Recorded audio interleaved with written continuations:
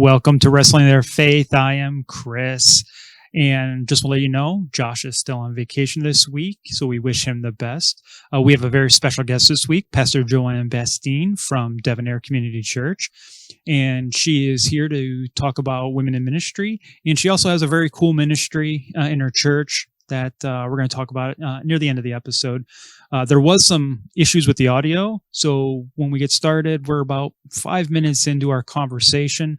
Just so you guys know, you didn't miss too much. You just got to miss Pastor JoAnn's introduction of who she is. She talked about her podcast herself that she has. This is her story, and there's going to be a link of that. You'll see it up on the screen, and I'll put it in the description above this video as well. But before we get to that, I want to talk about our contest, the Great 250 at 250 giveaway. To enter in this contest, you guys need to be subscribed to our YouTube channel, like a video, and give us your thoughts on one of the topics on one of our videos.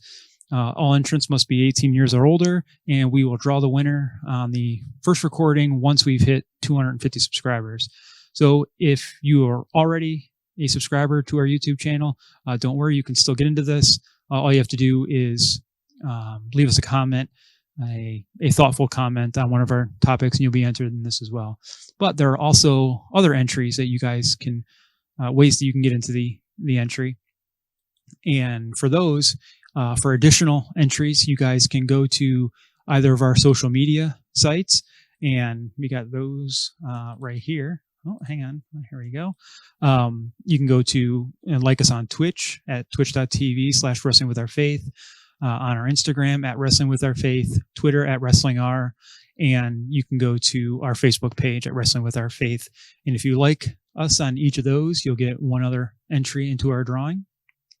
If you share one of our videos onto social media, you can get an extra drawing or extra entry into our drawing. Just make sure that you tag us in those posts. We know that you posted it and we see it. If you invite a friend to our channel to watch, if they, get entered into the contest where they've, subscribed and all that, and they just, in their comments on our post, if they just tag you, so we know that you invited them, you'll get another entry for that. If you comment on other videos that we have, a limit of one comment per video, you'll get another entry for that. You can follow us on Podbean or Spotify, which are just our audio versions of our podcast. So you can give us a like on those, you'll get another. And then if you suggest a topic to us, either on in the comment section on YouTube or through any of our other social media channels, then you'll get another entry for that. So just ask everyone to go. And the whole point of this is to help spread the word to the channel for other people to be able to hear. For other people, we know that everybody wrestles with their faith in one form or another, and the point of this channel is just to talk through a lot of those topics and help people to get maybe better understanding or better clarity on those ideas, so maybe they won't be struggling as much with them in the future. So the more the word is spread, the more people will be able to hear, and the more people will be able to hopefully get some clarity and just and that type of stuff. So we are going to be joining in our conversation with Pastor JoAnn. Like I said, we're about 5 minutes into this conversation. I really apologize to Pastor JoAnn about this. I don't know what the issue was. The audio wasn't working, then it just popped on. So again, I apologize, and it's a good conversation, everyone. So I hope you enjoy it. See you at the end. Bye. And then planning a church has been, I think it changed the direction for me in some ways. When I hear stories from other women, I know that they've had more uphill battles maybe than I have. So I think for me initially, the biggest struggle was just being able to articulate it, because I didn't come out of an evangelical background. So I didn't really have much of a faith background. I was an atheist. I had a little bit of faith background that I had was Catholic. So that pretty much limited my perspective to nuns. And so having this sense of a call in my life and not being able to articulate what was happening, like what was the Spirit saying and what was he doing. And so that a lot of that was navigating it and just trying to figure it out and find people who could help me to put words to it. So I think a lot of my initial struggle was more of that idea of not knowing what this was that the Spirit was doing in me and being able to articulate it. And so I happened to be in so I worshiped for 4.5 years as a born again believer in the Catholic Church before I came into the evangelical tradition. And so once I really started to be able to articulate my call, I happened to be in a denomination that ordained women. So some of it was, I think, kind of easy after that in that sense, especially in the early days. And I did have some experience early on as a licensed minister. So I don't know your listening audience, if they're pretty much all Nazarene or you have other. I think there's others as well. It's probably mostly Nazarene, but there's others. Yeah. Okay. So you're licensed before you're ordained. So you do ministry as a licensed minister before you're ordained. And in that early process as a licensed minister, I would bump up against some of that. So some of the people in our congregation who, didn't want me to serve communion because I was a woman, even though I was licensed, some of those kind of experiences. And, there's just not a whole lot you can do really up front. You're just trying to take the steps you need to take. I was fortunate that my senior pastor was very much pro women in ministry in that sense. His great grandmother had been led to the Lord by a Nazarene pastor who was a woman. And so he had a history of women clergy in his path growing up. And so he had a different frame of mind about it. So I had a little bit easier time in that sense, but I did run into people who were in the pews, who, would keep me at arm's length. And I have one particular, well, I know he's not going to listen to your podcast, so I don't have to worry about it, but he happened to be the head usher at the time. And he just did not want me to serve communion. I don't know what it was. And he just kept resisting and resisting. And finally I did go to my senior pastor and ask him, what is the deal here?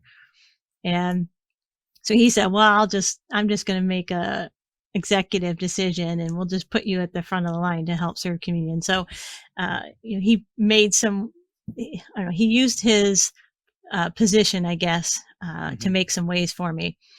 But that relationship, it really just took a couple of years of developing a relationship with that head usher, right? And respecting his, where he was at. That's where he was at theologically at the time. And so me just trying to force it on him wasn't going to help the situation. So just continued to build a relationship of trust and respect. And, it took a couple of years, but down the road, he did eventually refer to me as Pastor JoAnn. So I figured that was a big win for him. Yes, absolutely. Yeah. So, you mentioned some of the struggles that you've had in ministry. Why do you think there are so many people who think that way, that women shouldn't be licensed ministers or ordained, and what's keeping them from accepting that? Yeah, well, that's a big question. And so some of that goes back to the rise of fundamentalism. Back in the 20th century. We can say that now. It seems like it was so long ago, but it really wasn't. But, midway through, or actually in the earlier part of the 20th century, that started to play a role in it. And some of that came from, as Darwinism started to rise up and we were seeing progress happen. If we want to think about the 20th century, we saw more progress happen in 100 years than we had seen in any century before that. Now granted, the last 20 years has been exponential even compared to then, but we have, you didn't even start out with electricity at the beginning of the century, to the end where we have we've sent people to the moon and we have computers. And so and some of that came from starting to ask the question of, are we moving too fast? Right. How fast is too fast, and should we slow down, and should we temper some of this stuff? The great line from the first Jurassic Park, right, where Jeff Goldblum says, "We were so busy asking if we could that we never asked should we, right? If we should." And so I think some of that came about of, well, let's pull things back and re-examine them, but then we end up kind of swinging the pendulum to the other side. And then there was kind of like this twist, really, if you think about it, where the evangelical church really rises up out of a different context than your mainline denominations or even the Catholic Church. And so you have a totally different context, and there was a lot of emphasis on the Pauline epistles. And so one of the things I'm constantly reminding my congregation is we always interpret Paul through Jesus, not Jesus through Paul. And so sometimes we've gotten lost in that, and we take these, a couple of verses that are in some of Paul's letters, and we're using that as the, the plumb line, so to speak, for women in ministry, and using those to throw everything else out rather than doing the reverse. So, yeah. Yeah, and I think it's something that we've talked about on this podcast is we've got to make sure that we take Scripture in context, because once we don't do that, we are reading into Scripture the things that we believe and what we want them to say, instead of what they actually say and what was actually going on to why something may have been written that maybe doesn't make sense to us. But when we understand the context, it makes sense. Right. The thought of, women in ministry and that being an issue is a foreign concept to me. I've growing up, it was never an issue to me personally. Like, I would be like, why wouldn't they be able to be a minister or a pastor? And I guess it's always come from that viewpoint of what's the best for the kingdom. What has God created this person for? And that's the most important part. If we understand that God created each person specifically for a specific purpose in life, then why can't that purpose be to be a pastor, to be in the ministry? Right. Yeah. So what do you feel some of the advantages women have over men in ministry? Oh man. I guess I wouldn't say so much as advantages, but there really is this sense of something you said, this idea of, you mentioned that, why would we not have women in the ministry? And it really is this idea that, we're a team, and both men and women can together, we help represent God here on earth. We are his representatives. And so it's incomplete when we have only one, or, without the other. It would be the same as if we only allowed women to be ministers. It would still be an incomplete picture of who God is and how he wants to relate to us in this world and have a relationship with us. And so I don't know that's an advantage as much as I think it helps to complete the picture. There are people that I'm going to minister to that a man's not going to be able to minister to simply because of gender. So I do have people in my congregation, and I'm sure mine is similar to your congregation as well, who have been victims of, either domestic abuse or sexual abuse. And they're going to just feel safer sitting in a pew listening to a woman speak, or being able to come to me for advice or for help, and that they're not going to feel if they've been victimized. So even if your lead pastor is a man, I just want to encourage people to have gender diversity on their staff, because there's still going to be people sitting in your pew who you're going to make them nervous, Mm-hmm. or they're not going to relate to you because of your gender. And so you need to have that balance. If you are a solo pastor, which I was for about 6 years, you can still you can do that same thing with your board. So you can elevate your board and your leadership team and use them to balance it out. So, and so I think, and then, so there's those cases where I can go into places that men can't go. So one of the stories I tell often is about a young gal that I was ministering to, and she had been in jail, and I had visited her several times. And then when she came out, we continued to meet periodically and just encourage her. Well, I hadn't heard from her for quite a while, and she called me on the phone one day and she says, I'm in the hospital. I just had a baby yesterday, and I'm going to give the baby up for adoption, but the social worker just arrived, and I don't know what to do now. I don't think I can do this. So I went down to the hospital, and when I came into that room, I just felt impressed by the Spirit, and I just climbed in the hospital bed with her and put my arm around her and took the baby in my arms, and we just sat there and cried together. We eventually dedicated her little girl to the Lord, and I just encouraged her that just as Christ gave his life for her, she was sacrificing something for her daughter. What she just really wanted was someone to tell her that she's a good mom, right? And that she was doing what was best for her daughter. And that's something, obviously, that would be really creepy, Chris, if you did that, right? I understand. I was a suicide prevention counselor for 3 years.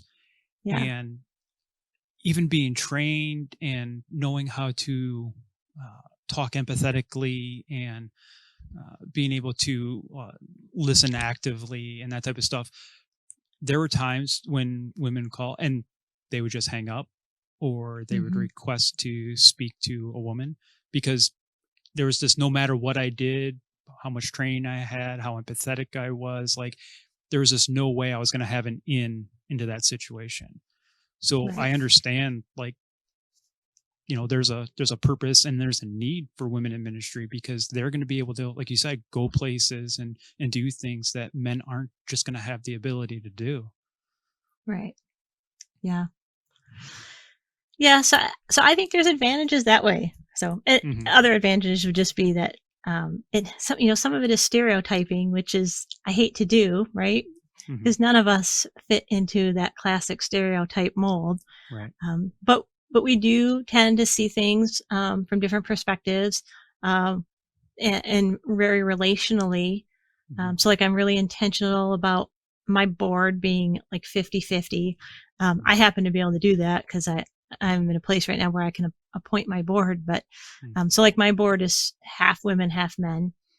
And, so I do that for not just a gender reason, but to bring balance to the voices. So as we're talking about leadership stuff and the vision of the church and the direction we're going, that we're having a better representation, not just of the genders, but then also the ages. So I try to have some younger, I have a 25-year-old on the board, and and I have someone in their 50s on the board, so try to have that balance in there as well. So not just a gender thing, but so I think there's those advantages that sometimes we forget. And then the other thing is, just because, culturally women are, I know there's going to be some women who are going to totally yell at me about this one, but we're not quite as achievement driven. I don't know, you're Enneagram people or not, or any of your Enneagram people that listen, all the Enneagram 3 women just had a fit that I said that, but because they're all the achievers. But we're just, typically we tend to look for the harder things to measure, the things that are more abstract to measure. I'm always asking my board, okay, tell me about your small wins you had this week. Tell me the small ways you've seen God at work. in the last 30 days, because those are the things that help us. Because if you got big gaps in between your big wins, you can get frustrated and want to give up, So, but I hate to say that, because I know I have some male counterparts that, are also, they look for the small wins too. So I don't know. Like I say, the stereotypes, there is small amounts of truth in there, which are why they're stereotypes. But like I say, not everyone fits in those same boxes. But but I think each gender has its own advantages and disadvantages, to where when we're coming together as one, as the body of Christ, we mesh and we fit together just how Christ needs us to advance his kingdom. Yeah. So yeah, I know you mentioned, like, just in gender in general, not even just ministry, but how much, how women are sometimes, put on the back burner and stuff. Like, we had an issue in our, well, not an issue, but we had a Sunday where one of the ladies who sings worship, she, read some scripture in the middle of service and all that. And we had somebody who had emailed the church, who watched online. He's not part of our congregation. He just found our YouTube channel for our church and has just been watching. But yeah, he emailed us and was like, I'm surprised you guys had a woman read scripture on church. They shouldn't be doing that. It's kind of like, sorry, dude, you are a little out of line there. Right. There's no biblical evidence to support that. And he tried to lay out everything, and I just had to go back and just like, okay, let's look at the context of all of this and just kind of explain, and was like, this isn't, that's an outdated viewpoint. So like, I just see it even in small things like that, where, women have to just, fight for even the little things like that, to read scripture in the middle of service, let alone, be a minister. Yeah. And that's, I think what happens is a lot of it is subtle, especially in this day and age. You get very few where it's blatant in your face, but a lot of it is subtle. And so, like, so I went and planted a church because I just was like, look, I know that there are a lot of more people out there like me, unchurched atheists, that needed to hear the gospel. And so when we have people coming in and who are becoming part of our, enfolded into their congregation, who have more unchurched backgrounds, like, it's not even an issue. They don't really even think about it. But then we'll have people who are, we call it church shopping, right? And so they'll come in and I'll greet them, and they're like, and I might even get up and do announcements, but they still haven't figured out that I'm the pastor until I get up to preach. And I've had several, once they realize, oh, you're the pastor and you're preaching, then they get up and leave in the middle of this, at the beginning of the sermon or the middle of the sermon. And that, I think in the beginning it bothered me, and sometimes it bothers you, just because it's disruptive in the middle of your preaching, kind of throws you off a little bit. But I still find myself, I have to be careful, because the tendency is sometimes we'll have someone come in and they'll introduce themselves, and I might say, oh, how'd you hear about us? And, through the conversation we discover, okay, this person has a church background. And so in my mind, I think, well, they won't be back next week. And I have to remind myself, they might be, because I had a few surprise me. We had a gentleman several years ago who came in his first Sunday, and he said, well, I was actually raised in the Church of the Nazarene. He said, I didn't even know we had a church here in Livonia. And I'm like, well, we're still pretty new. So, because I think we were only about 5, maybe 6 years old at the time. And I thought to myself as I walked away, well, he won't be back. So I was shocked when he came back the next week. And he ended up being one of the best leaders in our church. And eventually we put him on the board. And awesome. And he actually became a really good friend of mine and my husband's. And so I have to constantly remind myself that, just as I don't want anybody to, prejudge Hmm. me and what they think they know about me. The same thing about them coming in. If they have a church background, I can't just assume, well, they're automatically not going to want to have anything to do with a woman preacher. Um, a lot of times it's true, but there's been enough times that I've been wrong that I have to say, okay, you got to be you got to be judgment free, judgment free. So, Right. So, what advice would you give to somebody who's confronting a pushback in their church with uh, supporting women in ministry? so they don't support women in ministry. That's what they're getting pushed Yes. back. Oh goodness. So I guess the first thing always has to be context, right? Hmm. Um, who is this person? Do they have what kind of relationship do you have with them? What do they have any kind of leadership or authority in your congregation?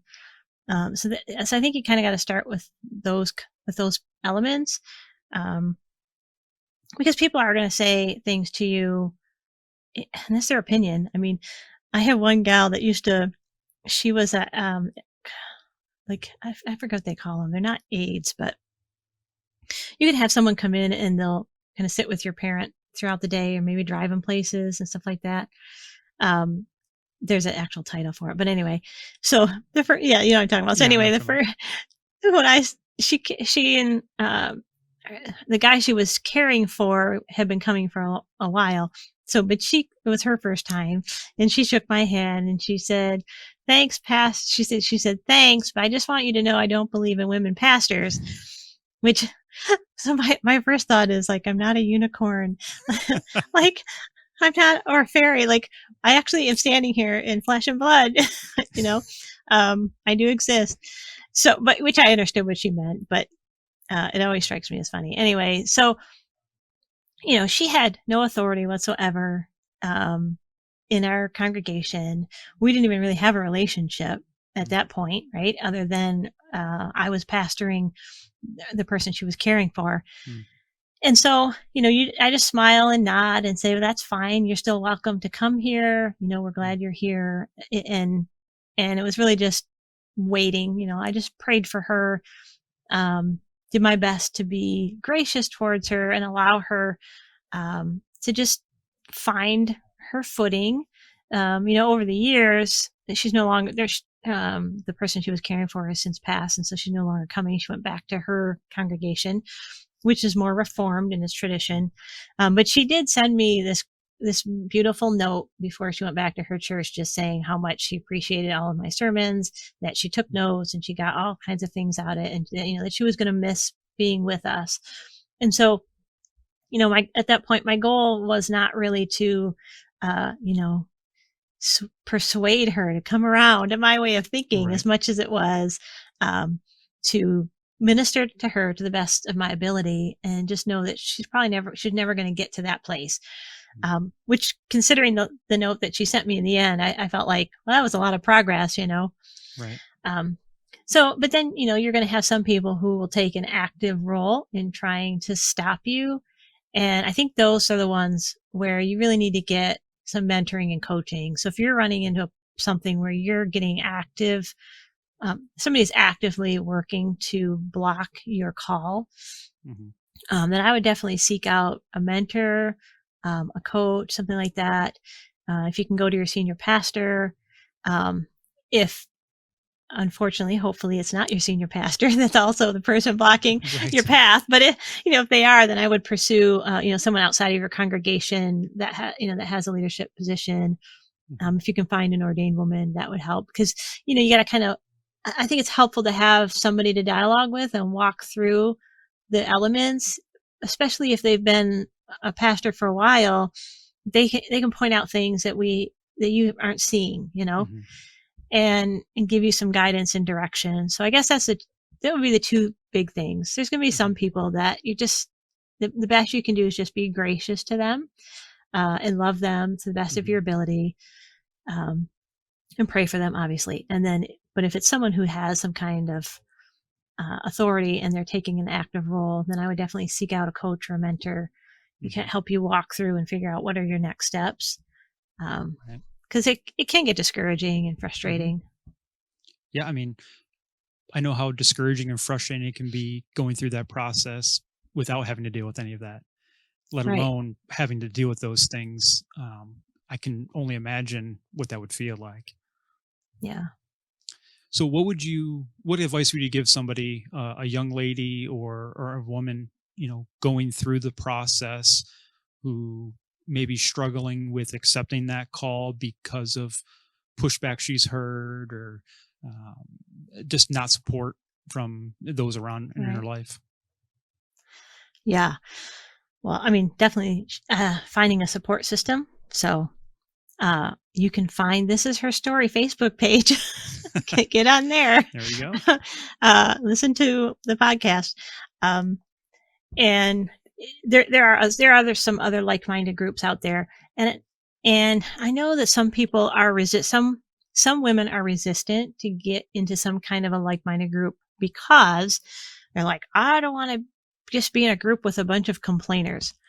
It doesn't matter. I mean, Chris, you know this. Any group is going to have its fair share of complainers. It doesn't, it has nothing to do with male or female.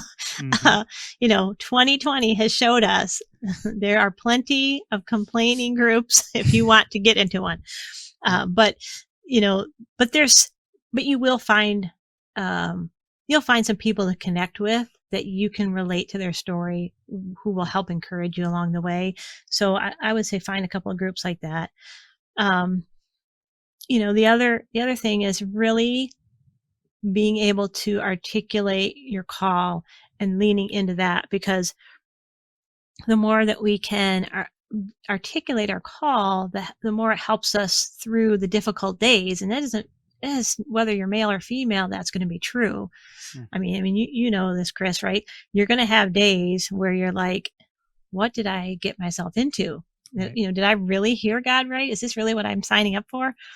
And so being able to articulate your call and lean on that on the days when you're like, nope, this is what God has called me to do. That will help you to lean into it on the days when you're really struggling. But then I would also say is know your scripture and know it well, because those are the things that also will help you theologically. And I don't know that we necessarily need to have, an argument completely carved out. So, think about, when you get the sales calls, right? And so the first thing they say, and then depending on what you say, then they respond with either A or B, right? Yep. I think there's some people out there who think that's what you need to have, if you're going to be a woman in ministry, that you have this, there's a name for it, but I don't know what it's called, because I don't do that. I don't do those kind of sales. But anyway, I will respond with A, B, or C, depending on what they say. Sometimes sometimes no response is better than a response. Sometimes you respond just because, man, I just need to say it. I know it's not going to change your mind, but I'm going to feel better. But knowing some of those, and for me, I think one of the ones that I always go back to is the story of Mary and Martha with Jesus. It's from the Gospels. I mean, I'm sure you know this. Yep. And so Mary is sitting at Jesus' feet with all of the other disciples. And so in that era, if you were a rabbi, all of your disciples that you're teaching would sit at your feet, and then you would, teach whatever it was your lesson was for the day or for that moment. And so it's Martha's home, and she has a brother and a sister, Lazarus, and Mary. And Mary is sitting at Jesus' feet listening to the teachings, and Martha is up, getting stuff ready for the guests. And, most likely Martha had corrected Mary already, even though that part's not actually in the story. She probably didn't go straight to Jesus, Right. She is the older sister. She can just tell her sister the what for. And she wasn't having it. Mary wasn't having any of it. So she's like, I'm going to go over your head. I'm going to go straight to Jesus. And Jesus' response is, Martha, Martha, you're worried about many things, and Mary has chosen what is better, and it will not be taken from her. And, the big thing, Ray Vanderland, Yep. in The Dust of the Rabbi. Okay. So in his Bible study, in The Dust of the Rabbi, he really gets into this idea of what it means to be a rabbi and to have disciples. And of course, he says, you're following everything your rabbi is teaching you so closely that even when you're following him on the road, you're walking so closely that the dust that he's kicking up is landing on you. And it's this idea that eventually you take on so much of his teachings and his character that you people can tell who you are, who your rabbi is, just by hearing you speak, even by some of the first words that will come out of your mouth. They're like, oh, you follow, that person, you follow that Right. person. So the idea is that people would say, well, you follow Jesus. You're a follower of Jesus. And so, of course, to be a disciple was to become like your rabbi. But even more than that, to become a rabbi. So eventually all of these disciples would become rabbis themselves. And then they would go out and they would find disciples and they would make their own disciples, right? So here's Mary sitting at the feet of Jesus. She's taken this position of a disciple, which is very radical. Women were never offered this opportunity to become a disciple of a rabbi. I mean, that would be just completely outlandish. It was so outside of the norms and the mores of that culture. And Martha was just horrified that Mary would make such a faux pas, So if you're going to use net positive and negative, this would be like if we think prostitution, right, in that day was completely abomination, this would be the same, but obviously in the other direction, right? It's leaning towards the good, to be like your rabbi. And she's just aghast that Mary would do this. But Jesus lovingly says, Martha, Martha, you're worried about so many things, and she's chosen what is better. And then he says this so profound, right? Which we just kind of like skip over. And it says, it will not be taken from her. And so we've really downplayed this and made this like, this is about morning devotions. like that whole passage has nothing to do with our morning devotions. It has nothing to do with works versus faith. This is Jesus calling us to a life that's so radical that we would even become rabbis ourselves and then make disciples, which of course he goes on to do in Matthew 28 when he's there. And it says, of course the 12 are there. Well, the 11 are there on the Mount of Transfiguration, or on the Mount before he's going to ascend into heaven. But many disciples were there. It wasn't just the 11. And so there would have been women there as well. And he turns to them and he says, go into all of the world and make disciples, teaching them everything that I have commanded you. And so I feel like if we're going to start with anything, let's start with Jesus, who we believe is God in the flesh, right? Yep. Fully human, fully divine. And let's hang on to Jesus, who says what Mary has chosen is better, and it will not be taken from her. So this call that we've received, whether you're female or male, is something that only Jesus can extend to us, and it can't be taken. There's no authority under heaven that is greater than Christ that can undo that call on our lives. Yeah. Oh, that's good. Really like that. So I have one more question.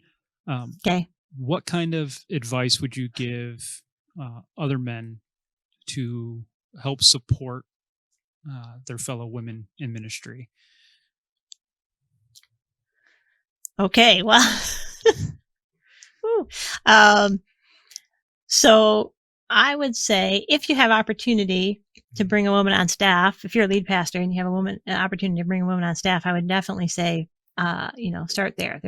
There are some very gifted women out there that will complement your personality, are willing to jump in there and be part of that vision, that have similar philosophies of ministry. There's women out there, and so be intentional. And if that's not kind of your thing or whatever, you can still look for opportunities to include women clergy or women in your ministry. So I would say open your pulpit, make a point to say, hey, at least 3 times a year, I'm going to invite a female pastor to come and to preach in my pulpit. And the same thing with your board. Make sure you're nominating women to your boards, and not just nominating men. One of the things that we found, and I don't know if every church does this or not, but like we don't want couples on our board. So the previous church where I was at, what they would do is they would say, well, they might nominate a husband and a wife, and then they would say to that couple, well, you guys decide between the two of you who's going to accept the nomination.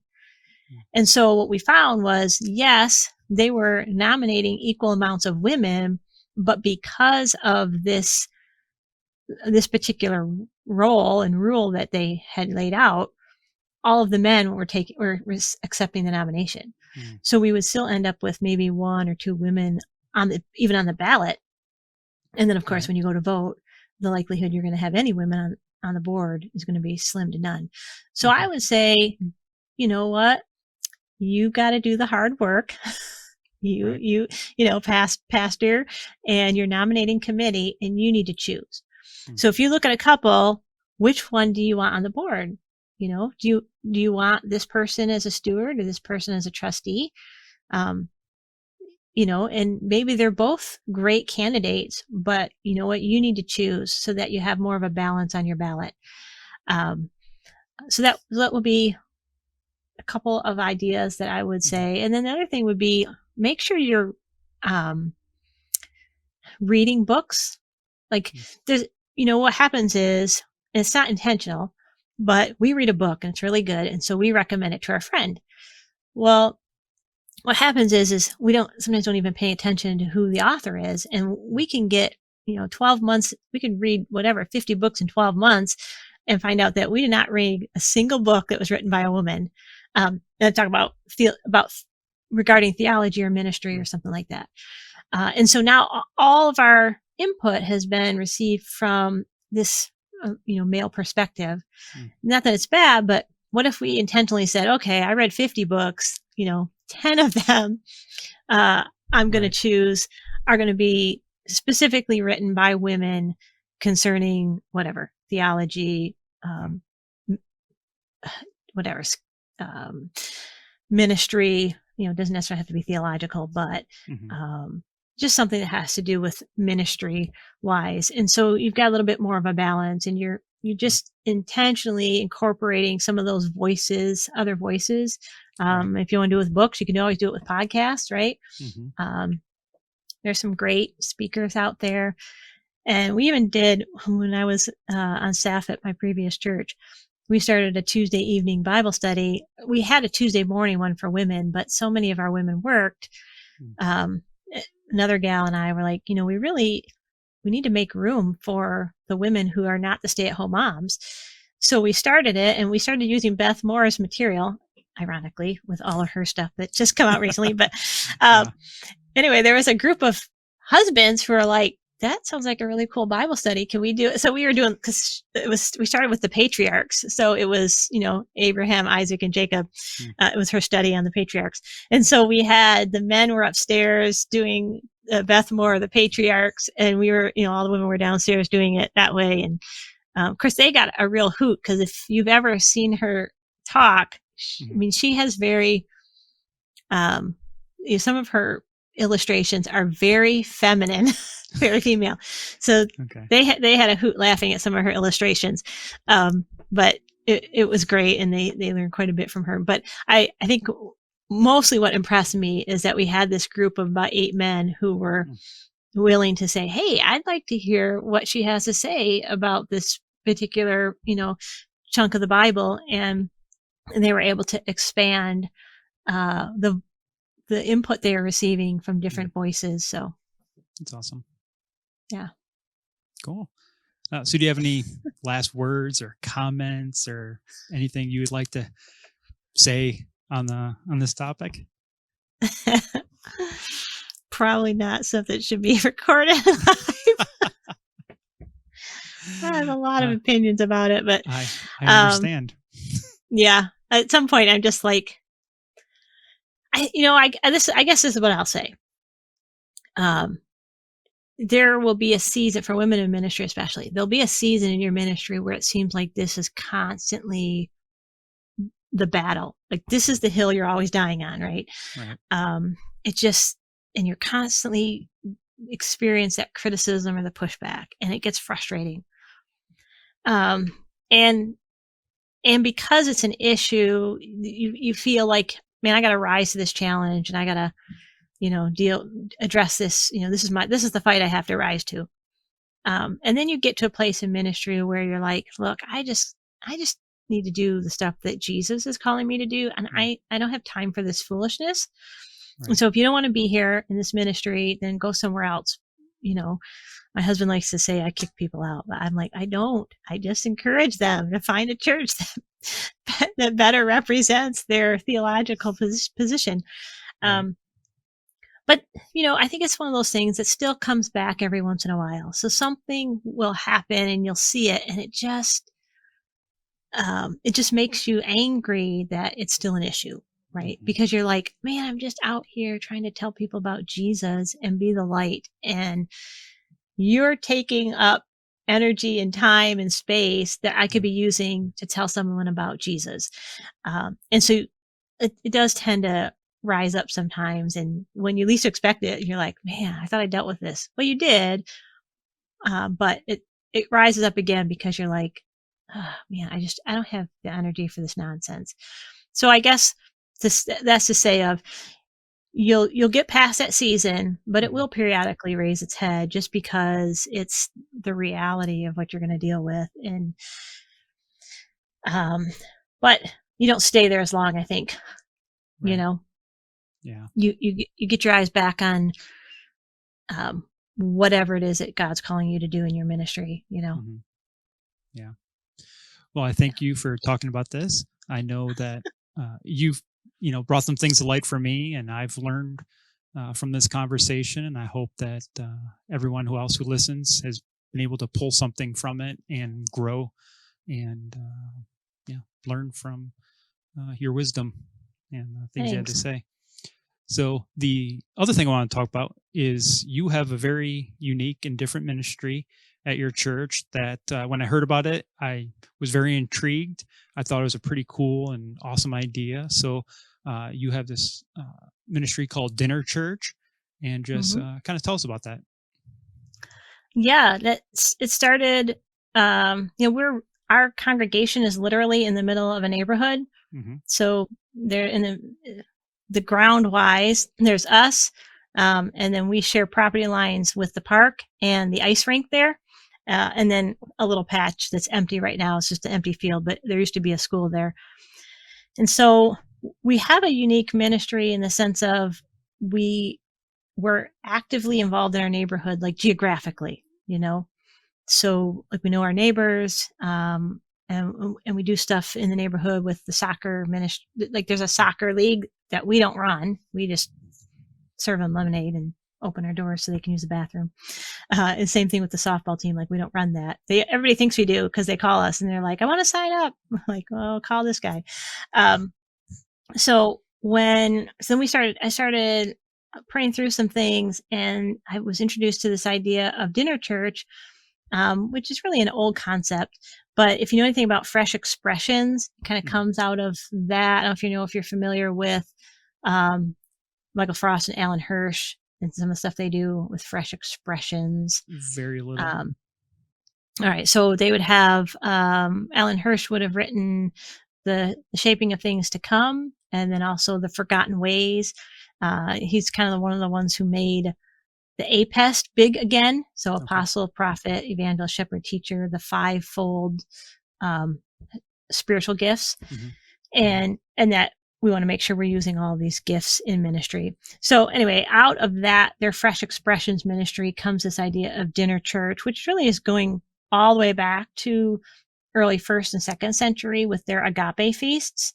And you can listen to, if you read some of the early church fathers, they'll talk about these agape feasts that they would hold in their town. And so even in 1 Corinthians, like we just finished 1 Corinthians sermon series, in chapter 11, Paul talks about, you guys are showing up and people are drunk and somebody's hogging all the food, right? And he's talking about how you're really supposed to celebrate the Lord's Supper. And the idea is they didn't just have a little piece of bread and wine or grape juice if you're Nazarene. But they had like this whole spread, Right. And so the idea is that they were just all eating together and celebrating the death and resurrection of Christ, and in anticipation that one day Jesus is going to return and we're going to have this great feast, right? The wedding banquet that Jesus talks about in his parables. Right. And so it was this idea of what if that this really was where people begin to get the first taste, pun intended, I guess, of Jesus, right? That we invite them to come and sit down at this table with us. And they didn't have to do anything to receive the invitation. They didn't have to buy a ticket, they didn't have to bring anything. They just show up and we all eat together. And it's the core of who we are. We all have to eat to survive, right. To live.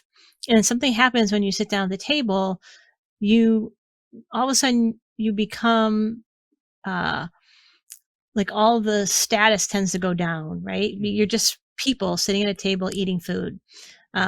Because if you don't eat, you're going to die. And if I don't eat, I'm going to die. And that's just a reality. The one thing that we all have in common is this idea that we have to eat and drink in order to live. But then also we need relationship, right? We know that you can even, what's that crazy show? Naked and Afraid. I'm talking about that show? Yeah, Naked and Afraid, right? Where they're out in the middle of nowhere and they're just like going crazy because they're all by themselves. So it's this idea of relationship and providing community and companionship with people. So we started this in the middle of a pandemic. We're like, are we crazy? I don't know. So we did launch it last summer, and we just happen to have a big front yard in our property. So we just dragged all the tables and chairs out there, which was a pain in the well, it was a lot of work. And so we dragged them all out there and set everything up. And we're like, are we going to do this for like 15 people? And half of them are going to be from our church. So we didn't know what to expect. But so the first time we did it, we had like 25, 30. And then each month it just kept growing exponentially until the last one we had 60 people.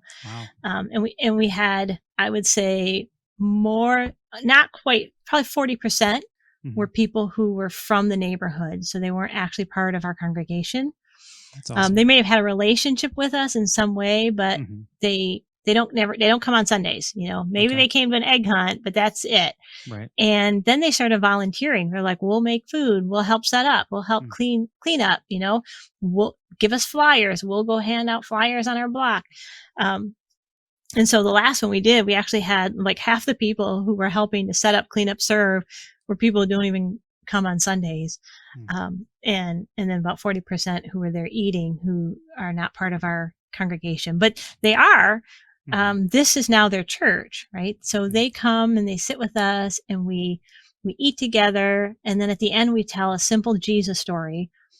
Basically, we just tell one of the gospel stories about Jesus, try to do it from memory, and then one takeaway that we would give them. So there's not a whole lot of digging into the context and all that kind of stuff, or the Greek or whatever. We're just trying to get the story of Jesus in front of people. Because we've really come to this place now in our country where people do not know the story of Jesus. Right.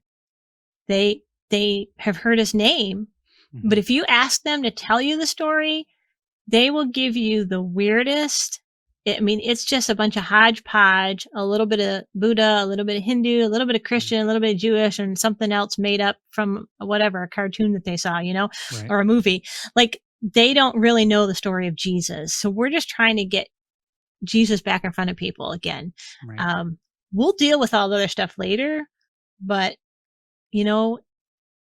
if we really believe that Jesus is God in the flesh, that he's fully human and fully divine, if we really believe that, he died for our sins, was buried, and rose from the dead, and we need to get back to telling that story and making that the heart of quote unquote evangelism. So it's not an apologetic approach. Right. It is very much a relational approach where we just tell the story of Jesus. And if people start having questions, then we engage them, but we really let them lead the conversation, and share. So if they share something, we share something from our own personal life. So it's not about convincing them as much as it is about sharing our own journey that we're experiencing as we walk with God and how God helps us, and making it very personal, because it's hard to argue with stories, right? It's easier to argue with facts, but if we just tell them our own experience and we let them tell us their experience, then we begin to have a relationship on a deeper level. And so we had to shut it down for the winter just because of COVID. But we have had people asking us from the community, when are you starting this up again? And one of our dog walkers, who actually lost his dog about a month ago, he said, as soon as you start up, I want to be there. I want to help serve. I want to help set up, and I want to be part of this. And he's one of those people who's told us outright, I don't believe in organized religion. But he's like, but I believe in you guys. And so I think if dinner church can help us help others to believe in us, that maybe they'll start to believe in God again. Right. That's really if they never come on a Sunday, that's not the point, because we want that time that we have around that table really to be their church. Right. I think that's one of the things that really endeared me to this concept. It was the relational approach instead of that apologetic approach. I have my issues with apologetics. I feel that most times it's just arguing and people butting heads, and they just dig their feet in and nothing ever happens. But this relational approach where it's, I want to know who you are, and I care about you as a person. And in the midst of that, I'm getting to know you and you're getting to know me, the Jesus inside of me is just pouring out, and they just have that experience with Jesus, sometimes without even saying it. I don't have to talk about Jesus, because they're experiencing Jesus through me. And because of that, it opens those doors to where you can start having those conversations and that type of stuff. And I think that's something we really have gotten away from in the church, and this relation aspect with non-believers. I think a lot of times we just want to point the finger at them and say, you're a sinner and you need to change and you need to start going to church, instead of, I see you as a person and I value you as a person, and I want to get to know you and have a relationship with you. Right. Absolutely. So, what kind of, you kind of talked a little bit, but are there any specific stories you may want to share of some cool things that have happened because of dinner church? I think the biggest thing is some of those conversations of people who, some of them have left church. So they're what you and I would call de-churched. Some of them have never gone to church. It's been so long, I don't know that we even call them de-churched. They would just be unchurched. Right. And who had no desire. So one of them was a family that they have come to just about every single event we've had, like, egg hunt, trick-or-treating, whatever it was, over the last 6-7 years, but never come on a Sunday, never. And, they came to dinner church and they just loved it. And, they started using what I like to call inclusive language. So saying, hey, you know what we could do for the next one? We could do a chili cook-off, Right. which is just fascinating that someone who's never been on a Sunday really sees us as their church. Mm. And they just needed an expression that worked for them. Like Sunday doesn't speak a language that they understand, but Mm. that sitting around that table and hearing that Jesus story, that really resonated with them. Like, oh, I get this. I get Right. this. And so I think some of it had to do with, like I said, finding a language that spoke, that they communicate, right? If we were in Mexico and we were trying to share Jesus using Russian, we're not going to get very far. So same kind of idea, Right. that Sunday morning is not speaking to them, Mm. but this was. So that was really cool. Again, people in the community signing up and saying, "I'll do that," you know.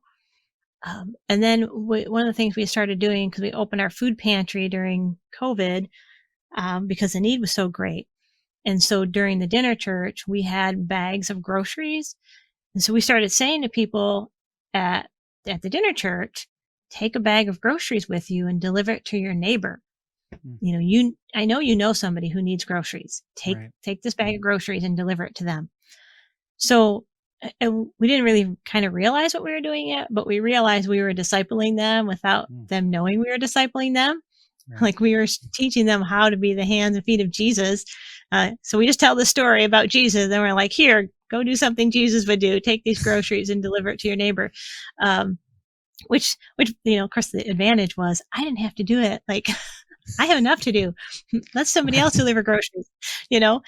So I think it was really just, again, that idea of seeing how we need to delegate more and let the body, um, Right.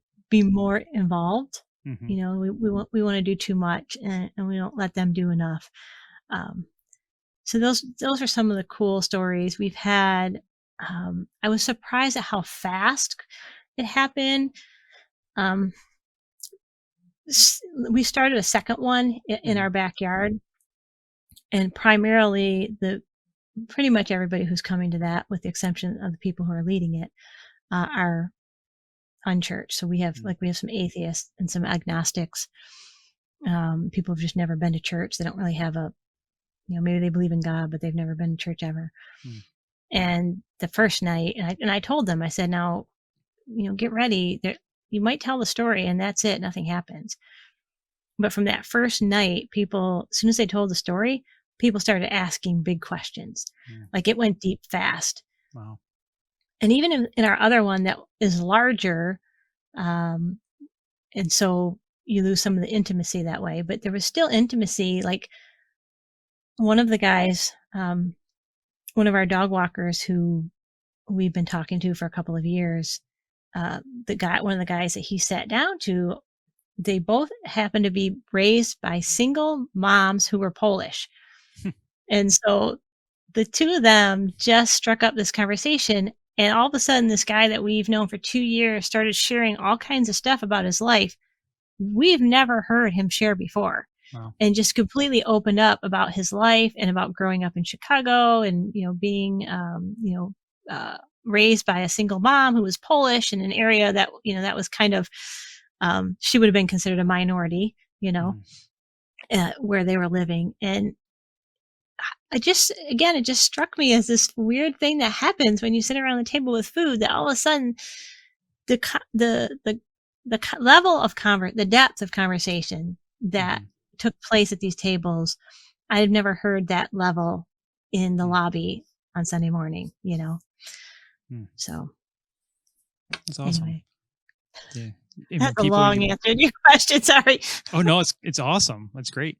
Just hearing, people having that hunger for Jesus, Hmm. even if they don't necessarily recognize it in themselves, but Yeah. there's that hunger and wanting to know more. And I fully believe that's because of that relational Hmm. aspect that's been built, because they see Jesus in you, and Yeah. it's not just uh, something that you're just telling them and this is what they should do and all that. They're seeing it in you. They're seeing you live it, and I can tell it's changing people's lives. Yeah, it is. So that's awesome. Mhm. All right. I just want to thank you for joining us. It was an Yeah, awesome conversation. I really enjoyed it. So cool. hope to have you Let back let sometime. me know. Yeah, and let me know when the link is up. So Okay. It should be later I'll today. share it. Hopefully within about an hour or so. Just Cool. depends on how long it takes to render and maybe a little bit of editing. Probably not much. Okay. We have a contest going on, so I'm going to record that after we're done and just explain it all because it takes a long. It's a hefty thing. So a lot of different ways people can enter, and so I don't want to bore you with that. Well, So that's cool. Good luck. all right, thank you. I say thanks again for joining us, and like I say, hopefully you can join us again sometime and Yeah, do it again. So sounds all right, good. yep. Well, have a great day. Thanks. Yep. Talk to you later. Bye. Bye.